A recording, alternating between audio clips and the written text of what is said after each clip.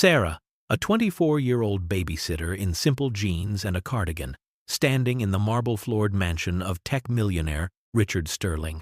When she pauses to admire the gleaming Steinway grand piano in the music room, Richard enters with his business associates and makes a cruel public wager. If she can actually play the instrument, he'll marry her on the spot. His guests laugh at the absurd challenge, certain this ordinary babysitter couldn't possibly have any real talent. What Richard doesn't know is that Sarah was once a child prodigy who walked away from a promising concert career. They had no idea what was about to happen. Before I continue the story, please subscribe. I need to reach 1,000 subscribers so I can keep bringing you stories like this every day. It's just one click for you, but it means a lot to me. Thank you. Sarah Mitchell stood at the iron gates of the Sterling mansion, her worn canvas backpack pulling at her shoulders as she pressed the intercom button. The November morning was crisp, and she pulled her thin cardigan tighter around herself as she waited. Through the bars, she could see the sprawling estate with its manicured lawns and fountain centerpiece, a world so different from the cramped studio apartment she shared with her two younger siblings across town. The gate buzzed and swung open slowly, and Sarah walked up the long driveway, her sneakers quiet against the smooth pavement. She had taken this babysitting position out of necessity, another job in a long string of whatever work she could find to keep the bills paid and food on the table. At 24 years old, she was still figuring out what direction her life would take, still trying to find solid ground after years of simply surviving. The front door opened before she could knock, and a kind-faced elderly woman in a simple gray dress greeted her with a warm smile.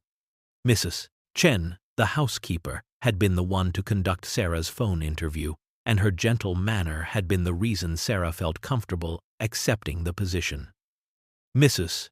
Chen led her through the entrance hall, and Sarah's eyes widened slightly at the marble floors and crystal chandelier, but she said nothing, simply following quietly and observing everything with her careful, watchful gaze. They passed through a hallway, and through an open doorway, Sarah caught a glimpse of something that made her heart skip a single beat. A grand piano, gleaming black and magnificent, sat in a sunlit room like a sculpture. She paused for just a fraction of a second, her fingers twitching almost imperceptibly at her sides. But then she continued walking, her face composed and giving nothing away. Mrs. Chen brought her to the kitchen where two children sat at the breakfast table, and the moment transformed. Emma, a 7-year-old girl with curious brown eyes and dark braids, looked up from her coloring book with immediate interest. Lucas, her 5-year-old brother with the same warm eyes and a gap-toothed smile, bounced in his chair with excitement. Sarah knelt down to their level, introduced herself in a soft voice, and within minutes, both children were chattering away, showing her their drawings and toys, drawn to her gentle demeanor like flowers turning toward sunlight. She listened to them with complete attention, asking questions and laughing softly at their stories. And Mrs. Chen watched from the doorway with an approving nod, knowing she had been right about this quiet young woman. Richard Sterling arrived home that evening in his midnight blue Porsche, the engine's purr announcing his presence before he even reached the garage. At 42 years old, he had built a tech empire through ruthless business tactics and an uncanny ability to spot market trends before his competitors. And he never let anyone forget it. He stepped out of the car in a perfectly tailored charcoal suit that cost more than most people's monthly rent, his Italian leather shoes clicking against the garage floor with authority. His salt and pepper hair was styled immaculately, and his sharp blue eyes held a calculating gleam that had made many a business rival uncomfortable across the negotiating table.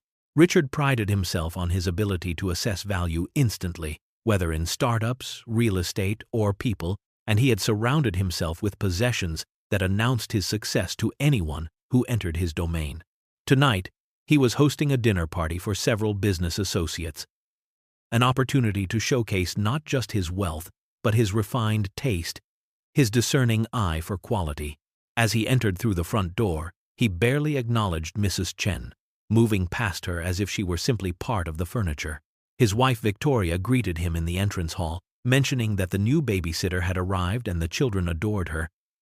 But Richard waved his hand dismissively, already focused on the evening ahead. He moved through his home like a king surveying his kingdom, adjusting a painting here, straightening a decorative vase there, ensuring everything was perfect for his guests. The crown jewel of his collection sat in the music room, a custom Steinway grand piano that had cost him $12 million, an instrument so rare that only a handful existed in the world. He had purchased it at auction 2 years ago, outbidding a famous concert pianist, not because he played, but because owning it proved he could. The piano sat gleaming and untouched, a magnificent sculpture that served as a conversation piece, a symbol of his wealth and his victory over those who had actual talent but lacked his resources. As his guests began arriving, Richard moved among them with practiced charm, his voice booming as he pointed out various possessions and their value, describing his keen eye for investments and his ability to separate the truly valuable from the merely expensive. He led them through the house, a tour guide of his own success, his sharp tongue ready with witty observations about those who lacked his refined sensibilities, and his associates laughed at his barbs, recognizing the performance of a man who needed constant validation of his superiority. Victoria Sterling was a woman who had learned to make herself smaller over the years, her natural kindness and warmth gradually dimmed by living in the shadow of her husband's overwhelming personality. At 38, she was still beautiful, with soft features and gentle eyes, but she moved through her own home with a hesitant quality, always checking to see if her presence or opinions would disturb Richard's carefully constructed world. She had tried to connect with Sarah earlier in the day, asking about her background and expressing genuine interest. But the conversation had been brief, interrupted by Richard's phone call, demanding she confirm details for the evening's dinner party. Victoria treated the staff with respect and gratitude, but she rarely contradicted her husband when he spoke to them dismissively, her protests dying in her throat before they could take shape. Mrs. Chen had worked for the Sterlings for 15 years, and she had watched Victoria's light fade bit by bit. But the elderly housekeeper maintained her own quiet dignity, treating everyone in the household with the same measured respect, regardless of their position. When she brought Sarah a cup of tea that afternoon and sat with her for a moment in the kitchen, it was a gesture of solidarity. One woman who knew her worth reaching out to another. Sarah had spent the afternoon with Emma and Lucas, and the children had bloomed under her attention in a way that surprised even Victoria, who watched from the doorway as Sarah helped them with puzzles, read stories with different voices for each character, and listened with genuine interest to their rambling tales about school and friends. When dinner time came, Sarah had the children washed and seated without a single tantrum, coaxing Lucas to eat his vegetables through a game, and helping Emma practice her spelling words between bites. After dinner, as Sarah guided them upstairs for bath time, Emma grabbed her hand and asked if she knew anything about the piano in the music room, explaining that their father had bought it but nobody ever played it, and it seemed sad just sitting there alone. Lucas chimed in, saying he wished someone would make it sing like in the cartoons. Sarah felt her heart contract slightly, but she smiled gently and told them that pianos were very special instruments that needed special care, deflecting their question with a soft comment about how beautiful it looked in the sunlight. She guided them toward the bathroom, changing the subject to what pajamas they wanted to wear, and the children accepted her redirect easily, chattering about their favorite sleepwear as the question about the piano faded into the background, unanswered but not forgotten. The dinner party had gone exactly as Richard had planned, with his guests praising his wine selection, his chef's preparations, and his impeccable taste in everything from the artwork on the walls to the imported cheeses on the board. As the evening progressed, Richard led his associates toward the music room for after-dinner drinks and cigars, his voice carrying through the hallways as he launched into another story about a business deal he had closed through sheer force of will and superior negotiation tactics. The group entered the music room, and immediately the conversation turned to the magnificent Steinway, with Richard's guests circling it like pilgrims at a shrine, asking about its provenance and cost.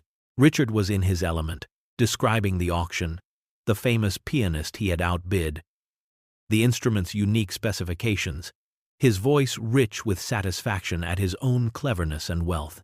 At that exact moment, Sarah was walking past the music room's open doorway.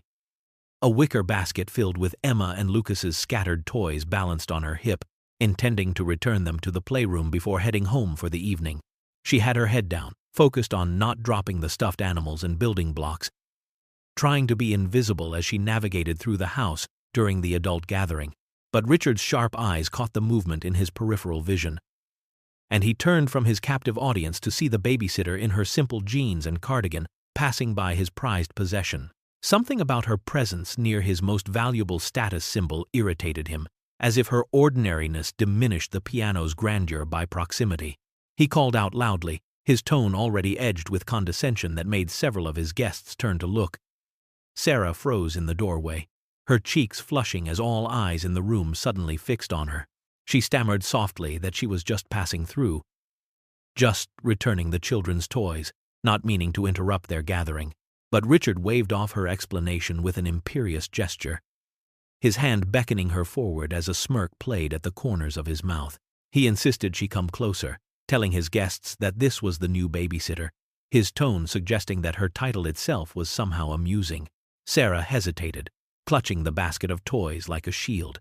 But Richard's voice grew firmer, more insistent, and she found herself taking reluctant steps into the music room, into the circle of well-dressed strangers who regarded her with curiosity and barely concealed amusement at her obvious discomfort. Richard gestured toward the piano with a theatrical sweep of his arm, his eyes glinting with something cruel as he addressed Sarah in front of his assembled guests. He asked her if she knew what this instrument was, his tone suggesting he was speaking to a child who might confuse it with a piece of dining room furniture. Sarah set down the basket of toys carefully and answered quietly that it was a Steinway grand piano, her voice steady despite the flush creeping up her neck. Richard's eyebrows rose in mock surprise, and he turned to his guests with an exaggerated expression of amazement, commenting that the help these days was so well informed, drawing chuckles from several of his associates. He pressed further, asking if she had any idea how much such an instrument might cost.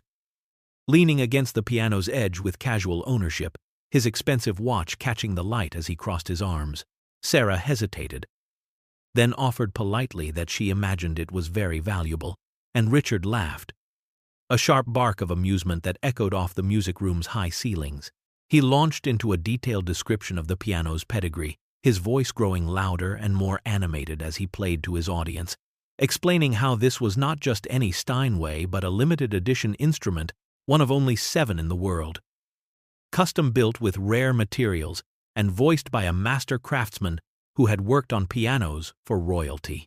He described the auction, embellishing the story of how he had defeated a concert pianist in the bidding, making it clear that his money had triumphed over mere talent. His guests murmured appreciatively, and Richard fed off their attention like fuel, his performance building momentum. He circled back to Sarah, who stood quietly with her hands clasped in front of her, waiting for permission to leave. He asked her, with exaggerated curiosity dripping from every word, if she had ever even touched a piano before, his tone making it abundantly clear that he assumed someone in her position, someone dressed in discount store clothing and working as a babysitter, would never have had access to such refined instruments. One of his associates, a balding man in an expensive suit, chuckled and commented that Richard was being generous to even let her stand so close to it, and Richard nodded sagely, agreeing that exposure to true quality was educational for everyone, regardless of their station in life. Sarah's voice was barely above a whisper when she said that, yes, actually, she had played piano before, the words slipping out almost before she could stop them, a reflexive response to the assumption in Richard's tone. The room went quiet for a beat, and then Richard's face lit up with malicious delight, as if she had handed him the perfect gift. He pushed off from the piano and clapped his hands together, his voice booming as he announced to his guests that this was wonderful, absolutely wonderful, because he was nothing if not generous, and he would allow her the extraordinary privilege of trying his $12 million instrument. He made a grand show of it, gesturing toward the piano bench as if he were granting her access to a throne, his movements exaggerated and theatrical. His guests watched with anticipation, sensing entertainment ahead, their champagne glasses paused halfway to their lips. Then Richard delivered his masterstroke, his voice dripping with mock solemnity as he declared that he was a man of honor, a man who recognized talent wherever it might be found, and therefore he would make her a wager right here and now in front of all these witnesses. He paused for effect, letting the tension build, and then announced with a flourish that if she could actually play this piano, and he meant really play it, not chopsticks or Mary Had a Little Lamb, but actual music, he would marry her right here, right now, and she would become the next Mrs. Sterling. The room erupted in laughter, his guests nearly doubling over at the absurdity of the proposition, at the image of their successful friend married to the babysitter in her cardigan and worn sneakers. Sarah's face went deep red, the humiliation burning through her like fire, but she held herself very still, her jaw tight and her eyes fixed on a point somewhere beyond Richard's shoulder, maintaining her composure through sheer force of will. Richard was not finished, riding the wave of his guests' laughter as he continued, saying that he had met so many people like her over the years, people who claimed they could do things, who exaggerated their modest abilities to seem more interesting, more accomplished than they actually were. He said it was a common trait among those who had never achieved real success. This tendency to inflate their resumes and pretend at talents they did not possess, and his tone made it clear that he considered Sarah exactly this type of person, someone whose claim to have played piano probably meant she had plunked out a simple tune at a relative's house once and now considered herself a musician. Sarah took a small step backward, her voice quiet but firm as she said, she appreciated the offer but really needed to finish her work and get home, attempting to excuse herself from the increasingly uncomfortable situation. But Richard moved smoothly to position himself between her and the doorway, his smile widening as he insisted that she could not possibly decline such a generous offer, that he was giving her an opportunity most people would never have, the chance to touch an instrument worth more than she would earn in a lifetime. His guests had fallen into an expectant silence, watching the scene unfold like spectators at a tennis match. And across the room Victoria Sterling shifted uncomfortably in her chair, her fingers twisting the stem of her wine glass as her husband's cruelty escalated. She opened her mouth as if to speak, but no words came out, and she looked down at her lap instead, her face troubled but her voice absent. One of Richard's associates, a sharp-eyed woman in her 50s named Jennifer Hayes, watched the display with a deepening frown, her champagne untouched as something about the scene struck her as wrong, as cruel in a way that went beyond mere teasing. Richard was fully committed now, his performance building to a crescendo as he questioned whether Sarah even knew which end of the piano to sit at, whether she understood that the keyboard was where the sound came from, his tone so patronizing it made the air feel thick. He suggested that perhaps she thought it was just an expensive piece of furniture, a decorative object she had probably walked past 100 times without understanding its purpose or value. His voice grew louder as he launched into a description of all the real pianists he had hosted in this very room, concert performers and competition winners who had begged for the privilege of playing his Steinway, and he emphasized the word real with cutting precision. He described their credentials, their years of training at prestigious conservatories, their performances in famous concert halls around the world, building a wall of accomplishment that made Sarah's quiet claim to have played seem even more ridiculous by comparison. The humiliation in the room was palpable now, a living thing that pressed against Sarah's shoulders as she stood frozen, trapped between Richard's bulk, blocking the exit, and the audience of strangers watching her ordeal with varying degrees of amusement and discomfort. Sarah stood very still for a long moment, and then something shifted in her posture, some decision made in the quiet space behind her eyes. She took a deep, steadying breath, her shoulders rising and falling with deliberate slowness, and the room fell quiet as everyone sensed a change in the atmosphere.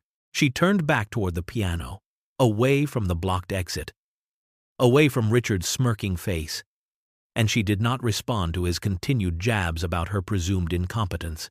Her footsteps were soft but certain as she crossed the few feet of polished floor between herself and the instrument that had once been the center of her entire world. In the doorway, Mrs. Chen appeared silently, drawn by some instinct that told her something important was happening, and her weathered face showed knowing concern a recognition that perhaps Richard Sterling had finally pushed someone too far, had finally misjudged the person standing before him. Sarah reached the piano bench and stood before it for a heartbeat, her fingertips brushing the edge of the smooth wood, and then she sat down with a grace that seemed at odds with her worn clothing and humble position. Her hands rose and hovered over the keys, not touching them yet, trembling slightly with something that might have been fear or might have been anticipation. And the silence in the room stretched taut as a wire. Richard's smirk widened into a grin of absolute certainty, and he pulled his phone from his pocket with a flourish, holding it up to capture what he expected would be a moment of supreme validation.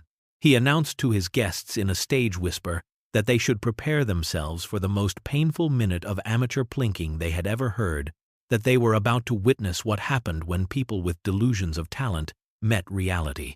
His associates chuckled nervously, though Jennifer's frown had deepened and Victoria had gone pale, both women sensing something Richard's arrogance would not allow him to see. Richard positioned his phone carefully, making sure the angle would capture both Sarah's face and her hands, already imagining how he would share this video later, how it would become another story in his collection of moments where he had been proven right about his superior judgment. He pressed record, the little red dot appearing on his screen, and nodded at Sarah with exaggerated encouragement, telling her to go ahead, to show them what she could do, his tone making it clear he expected nothing but embarrassment and failure. Sarah's fingers descended to the keys, and the first notes emerged into the silence like drops of liquid silver, clear and precise and hauntingly beautiful in a way that stopped time itself. She began with Chopin's Nocturne in E-flat major, and the opening melody floated through the room with such purity and control that every breath in the space seemed to catch and hold. The laughter died instantly, cut off as if someone had thrown a switch, and faces that had been smirking moments before went slack with shock. Richard's confident expression faltered, his smirk cracking at the edges as his brain struggled to process what his ears were telling him. Because this was not the clumsy plinking of an amateur, not even the competent playing of someone with basic training, but something else entirely, something that spoke of years of dedication and natural genius combined. Sarah's posture had transformed the moment her fingers found the keys, her spine straightening, her shoulders settling into a position of complete confidence, and gone was the uncertain babysitter in the worn cardigan, replaced by someone utterly at home at the instrument. Someone for whom the piano was not furniture or status symbol, but an extension of her own soul.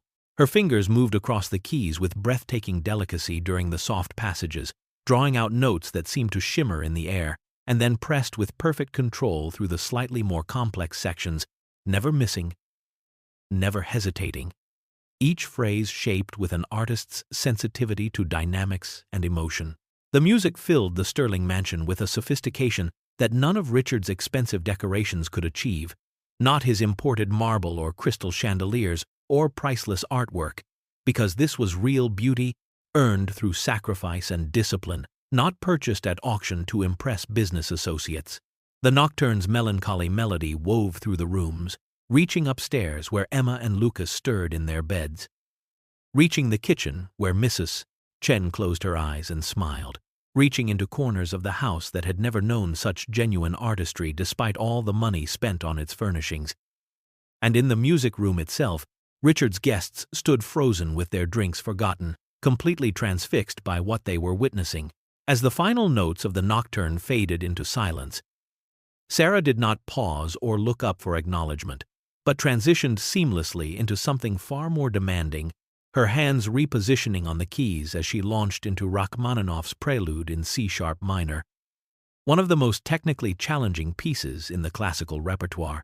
The opening chords struck like thunder, deep and resonant, the famous descending bass line reverberating through the floor and walls of the music room with such power that several guests actually took a step backward.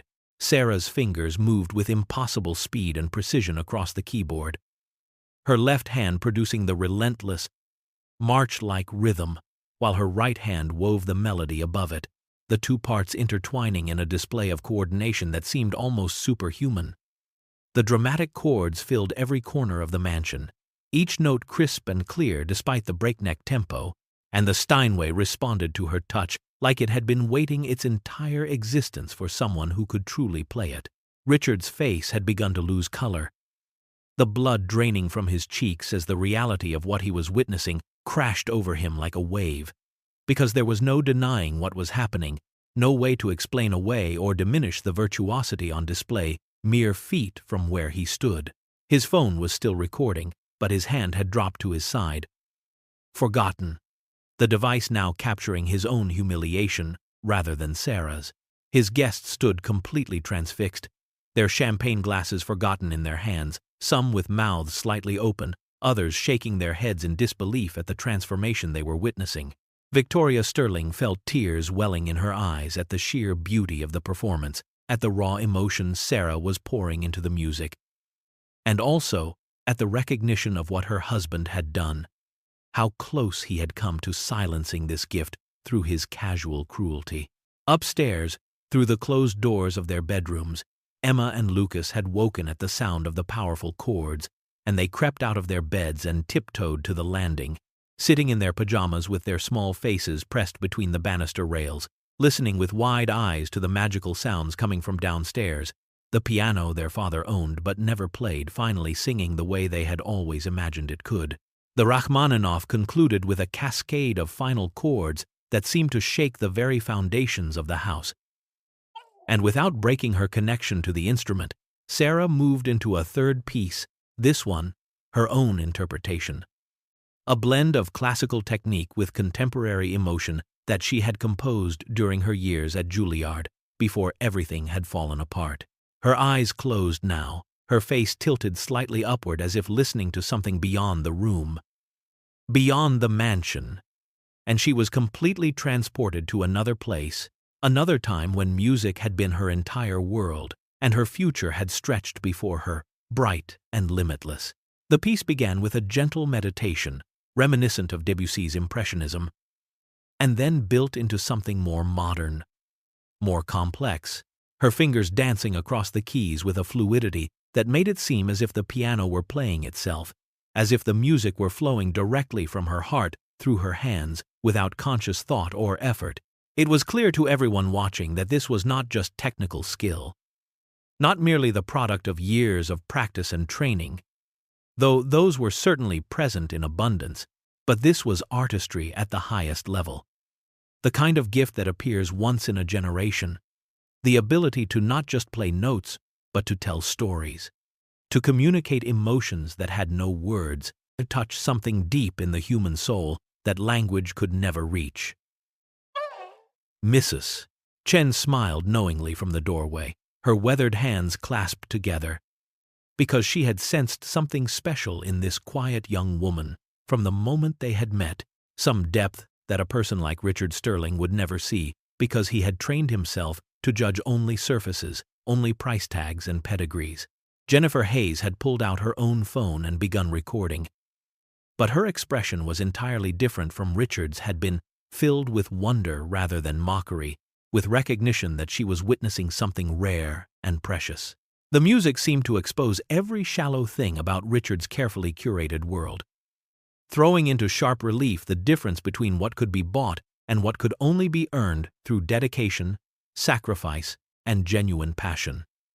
And as Sarah played on, her simple cardigan and worn jeans became irrelevant, invisible, because true artistry had a way of stripping away all the superficial markers of status and revealing what actually mattered in life.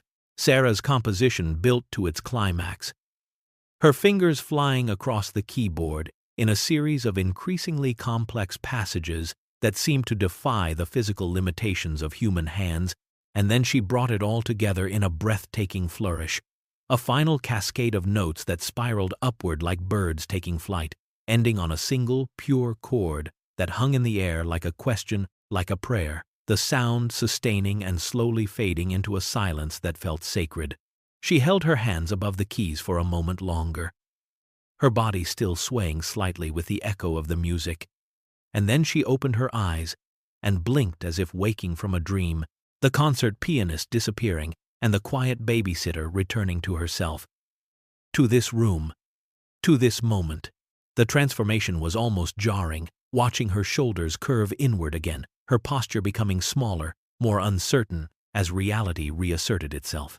The room erupted in genuine applause, a spontaneous explosion of appreciation from everyone except Richard, whose hands remained at his sides, frozen, his face a mask of shock and dawning horror at what he had just witnessed, at what he had done. Jennifer was clapping with tears streaming down her face, and several other guests were shaking their heads in amazement, calling out words of praise and admiration. Victoria had her hand pressed to her mouth, her own tears flowing freely, and Mrs. Chen was beaming from the doorway, her quiet dignity vindicated. Sarah stood from the bench slowly, her movements careful and deliberate, and she smoothed her simple cardigan with trembling hands, a nervous gesture that drew attention to the worn fabric, the frayed cuffs, the humble clothing that marked her as someone who worked for hourly wages.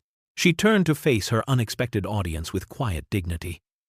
Her chin lifted just slightly, her eyes meeting theirs without arrogance but also without shame, and the contrast between her humble appearance and the extraordinary gift she had just shared was impossible to ignore, impossible to reconcile with the assumptions that had filled the room just minutes before.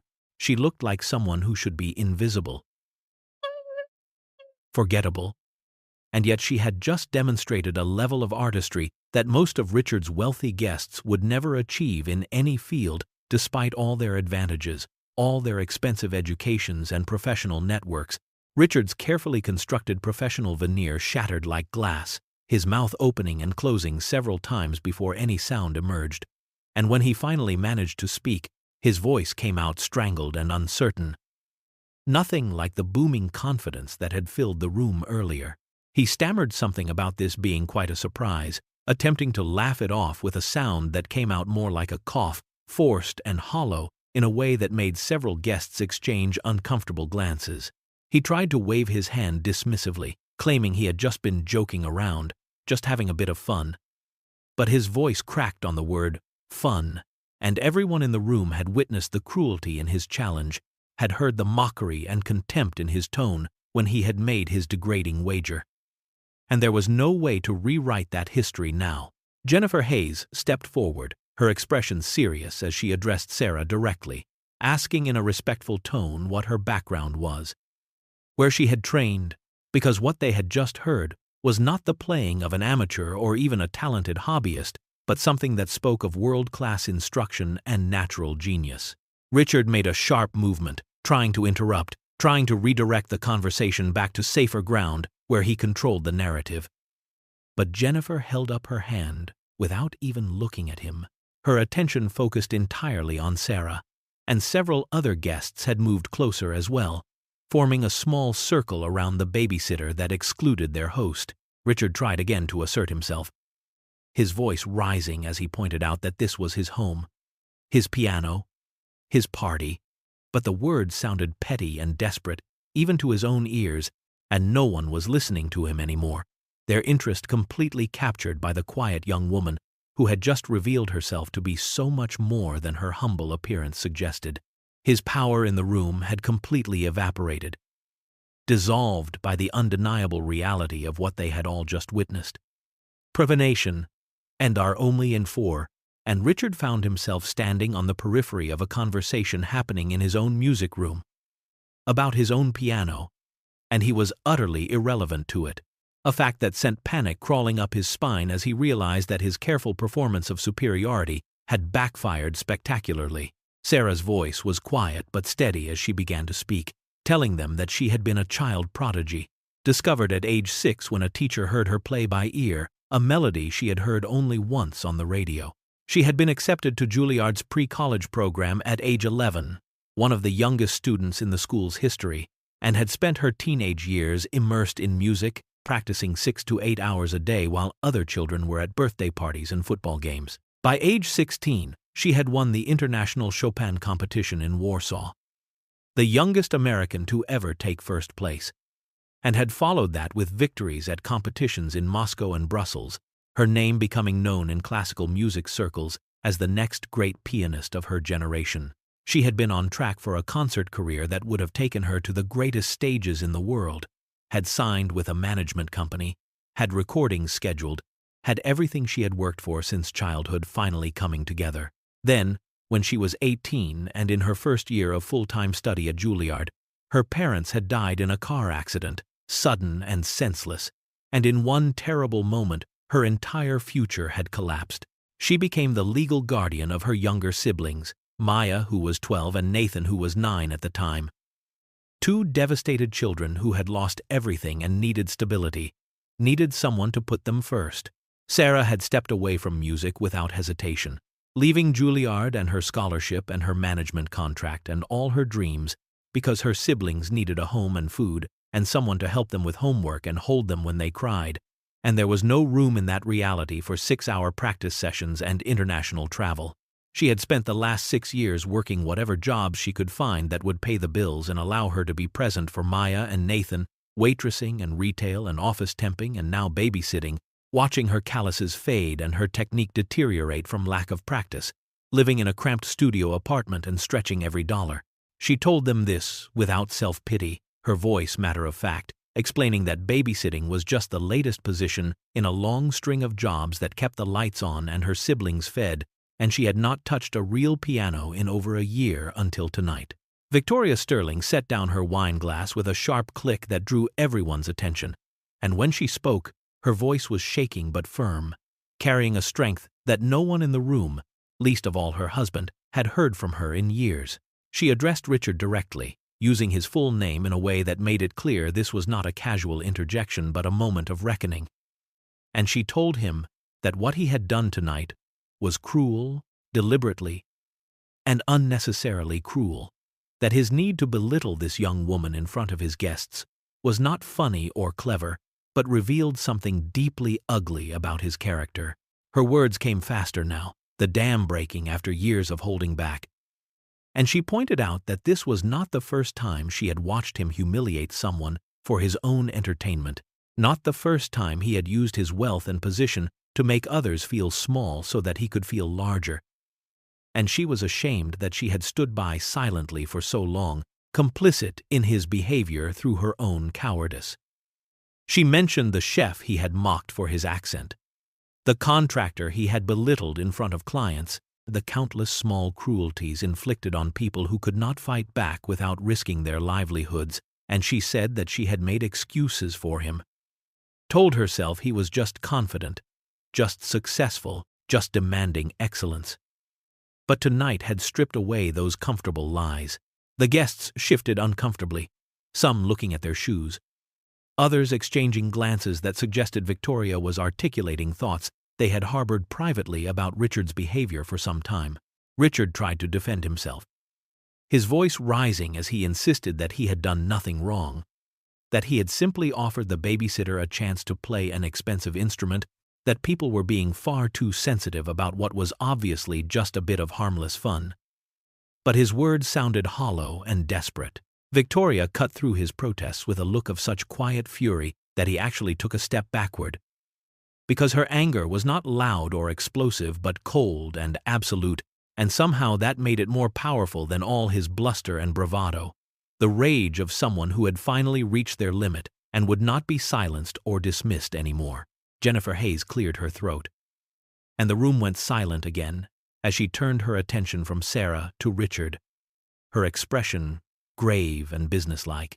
She informed him, in a tone that brooked no argument, that she should clarify something about her presence at his dinner party tonight because she was not simply another business associate, but rather the chief executive officer of Catalyst Ventures, the investment firm Richard had been courting for the past 6 months for a major capital infusion into his latest tech venture. Richard's face went from pale to ashen, his eyes widening as the implications crashed over him, because he had been counting on that deal, had built his entire expansion strategy around securing Catalyst's involvement, had spent countless hours and considerable money wining and dining their representatives to get to this point. Jennifer continued speaking, her voice calm but inflexible, telling him directly that after witnessing his behavior tonight, after seeing how he treated someone he perceived as beneath him, someone who could not fight back without risking her livelihood, she could not in good conscience partner with him or his company, because character mattered in business relationships, and she had just seen his character laid bare. She explained that Catalyst invested not just in ideas but in people, and they required their partners to demonstrate integrity and respect across all levels of their organizations, values that Richard had spectacularly failed to exhibit this evening. Other guests began making excuses almost immediately, checking their watches with exaggerated surprise, remembering early meetings the next morning, claiming headaches and prior commitments, their desire to distance themselves from the disaster unfolding before them, palpable in their hurried movements toward the exit. Richard's carefully constructed image was crumbling in real time. His professional and social consequences mounting with each departure, each murmured goodbye that sounded more like a final farewell than a temporary parting. He looked desperately around the room for support, for someone to defend him, or at least to agree that everyone was overreacting, but he found none. Only averted eyes and uncomfortable expressions, and even his closest business allies were edging toward the door, unwilling to be associated with him in this moment of spectacular public failure. Sarah moved quietly toward the doorway where she had left the basket of toys, assuming that her employment had ended the moment she had sat down at the piano.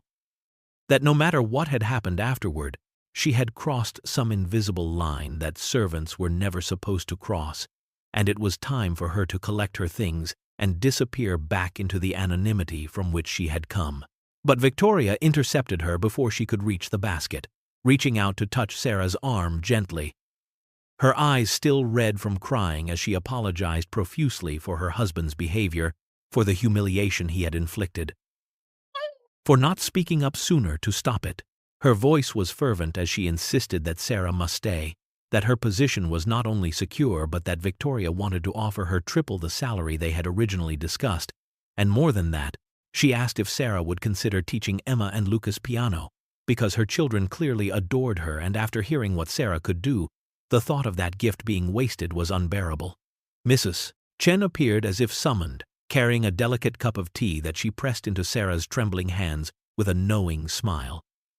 A gesture that spoke of understanding and solidarity, of one woman who had endured much recognizing another. Richard had retreated to his study without a word, his humiliation complete, the door closing behind him with a soft click that somehow sounded like defeat, and the house seemed to breathe easier without his presence dominating the space. From the top of the stairs came the sound of small feet, and Emma and Lucas appeared in their pajamas, having crept down to find the source of the beautiful music, their faces bright with wonder as they rushed to Sarah.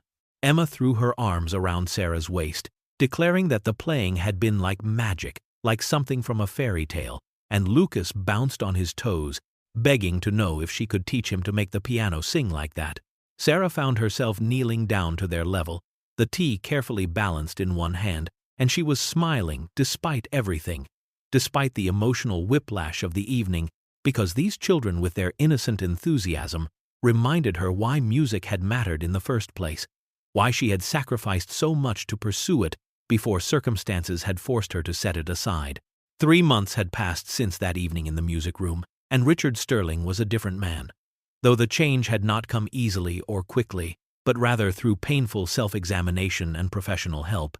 He had started therapy the week after the dinner party, after lying awake for 3 nights straight, replaying his cruelty in his mind, unable to escape the memory of Sarah's face as he had mocked her, unable to unhear his own voice dripping with contempt. His therapist, a no-nonsense woman in her 60s, had helped him see that his constant need to prove his superiority came from deep insecurity, from a fear that without his wealth and status he was nothing, worthless, and so he had spent years tearing others down to build himself up. The work was hard and humbling, forcing him to confront truths about himself that he had spent a lifetime avoiding, but he had committed to it with the same intensity he had once brought to business deals. He had made substantial donations to music education programs in Sarah's name, funding scholarships for talented students who lacked resources, and he had sold several of his expensive possessions, including 3 of his luxury cars and some artwork, using the money to establish an endowment that would support young musicians for years to come. These actions were not about public relations or image rehabilitation, but about trying to balance even a fraction of the harm his attitude had caused, not just to Sarah but to countless others he had belittled over the years. On a Saturday afternoon in February, he found Sarah in the music room giving Emma her weekly piano lesson. And he waited quietly in the hallway until the lesson ended, not wanting to interrupt. When Sarah emerged, he asked if they could speak privately, and she agreed with cautious grace. In Victoria's study, Richard apologized genuinely and completely. Not making excuses or minimizing what he had done, but acknowledging the full depth of his cruelty, the way he had tried to humiliate her for entertainment, the power imbalance he had exploited. He told her he was not asking for forgiveness because he understood he had no right to expect it, but he wanted her to know that he was actively working to become a better person, that her dignity in the face of his abuse had been a mirror showing him his own ugliness. Sarah listened carefully, and when he finished, she accepted his apology with grace but noted simply that actions mattered more than words. That time would show whether his change was genuine or temporary, and Richard nodded, understanding that he had earned her skepticism and would need to prove himself through sustained effort, not grand gestures. The changes that had begun that night in November had rippled outward through the entire household, transforming the Sterling mansion from a showplace of expensive possessions into something that actually felt like a home. Victoria had found her voice in the aftermath of that evening, discovering that speaking up once had made it easier to speak up again, and she had thrown herself into charitable work with a passion that surprised even herself, joining the board of a local women's shelter and using her resources and connections to make real differences in people's lives. She had stopped being merely Richard Sterling's wife and had become Victoria Sterling in her own right. A woman with opinions and agency and purpose beyond managing household staff and hosting dinner parties. Emma and Lucas were thriving under Sarah's gentle instruction, both children showing real talent at the piano, their small fingers growing stronger and more coordinated with each lesson, and the house was filled with the sound of scales and simple melodies being practiced, sometimes hesitantly and sometimes with surprising confidence. Richard had stepped back from some of his more aggressive business ventures, declining opportunities that would have required extensive travel or 16-hour workdays, choosing instead to be present for family dinners and his children's piano recitals, to actually know his son and daughter rather than simply providing for them from a distance. One afternoon in the kitchen, Mrs. Chen remarked to Sarah that the house felt different now, warmer and more human, as if the very walls had absorbed the shift in the family's dynamics, and she said she had worked in many wealthy homes over her decades of service, but had rarely seen people actually change the way the Sterlings had changed. Sarah herself had begun performing again, starting small with open mic nights at a local coffee shop and gradually building up to paid performances at restaurants and private events, reconnecting with her gift in a way that felt sustainable rather than all-consuming. Playing because she loved it rather than because a career demanded it. She still worked for the Sterlings, still watched Emma and Lucas several days a week. But now she was also teaching music at a community center Victoria had helped fund, passing on her knowledge to children who reminded her of herself at that age, hungry for beauty and desperate for a chance to create something meaningful in a world that often felt harsh and unforgiving. The charity concert took place on a mild evening in late April, held in the grand ballroom of a historic hotel downtown. And Sarah stood backstage in a simple black dress that Victoria had insisted on buying for her, her hands steady as she waited for her cue. Richard had sponsored the event, working with Victoria to organize a fundraiser for underprivileged young musicians. And when Victoria had asked Sarah to perform, it had not been about showing off or proving anything, but about using her gift to help others access the opportunities that had once been freely available to her. Sarah walked onto the stage to warm applause, sat at the concert grand piano that had been rented for the occasion, and began to play, her fingers finding the keys like coming home, and as the music filled the ballroom, she thought about how much had changed since that humiliating night in November. How one moment of choosing dignity over retreat had altered the course of multiple lives. The audience listened in rapt attention, and when she finished, the applause was thunderous. But more important than the applause was the knowledge that the money raised tonight would send a dozen talented children to summer music programs, would buy instruments for students who could not afford them, would give chances to kids who might otherwise never discover their own hidden gifts. The truth is that we live in a world where we constantly make judgments based on appearances, where we assess people's worth by their clothing or their job titles or the cars they drive, and we forget that every person we encounter carries within them stories and struggles and talents we cannot see from the outside. That night in the Sterling mansion, Richard had looked at a woman in a worn cardigan and seen someone disposable, someone to mock for entertainment, and he had nearly missed witnessing extraordinary beauty because he was too focused on superficial markers of status. True worth does not come from possessions or positions or the price tags of the things we own, but from character, from kindness, from how we treat those we perceive as beneath us, because how we treat the powerless reveals far more about who we are than how we treat the powerful.